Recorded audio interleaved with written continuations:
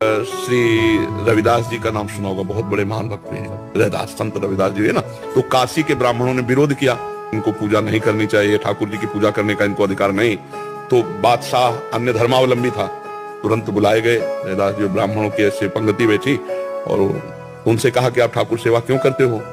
उनका हमारे ठाकुर है, वो करवाना चाहते इसलिए ठाकुर सेवा करते हैं। तो ब्राह्मणों ने कहा तुम मतलब शास्त्र विरुद्ध तुम आचरण करते हो और राज्य में बहुत बड़ा अनर्थ हो जाएगा। तो वो अपने भाषा से समझाया। तो उन्होंने कहा हमारे ठाकुर जी जब चाहते हैं तो हम ठाकुर सेवा करते हैं, अगर वो मना कर दें तो मैं कभी सेवा न करूं। बोले अब उनकी नजर में तो विग्रह हैं, तो ठाकुर जी कैसे? तो बोले तुम्हारी बात समझ में कैसे आएगी कि तुम्हारे लिए ठाकुर जी राजी है सेवा के लिए? बोले वहां दूर सिंहासन रख दो और तुम मंत्रों से बुलाओ और हम ऐसे बुलाएंगे, अगर हमारी गोद में आ जाए तो जान लेना ठाकुर जी सेवा।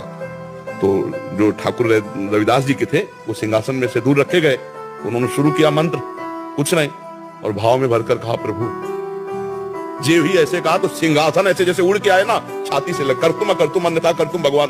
तो ब्राह्मणों ने फिर बात रखी कि ये इनके ठाकुर ने कुछ जादू टोना किए होंगे, हम अपने ठाकुर लाते हैं। तो अपने ठाकुर लाए और मंत्र बादशाह के सामने, पर फिर जे ही ऐसे भाव में किया ठाकुर।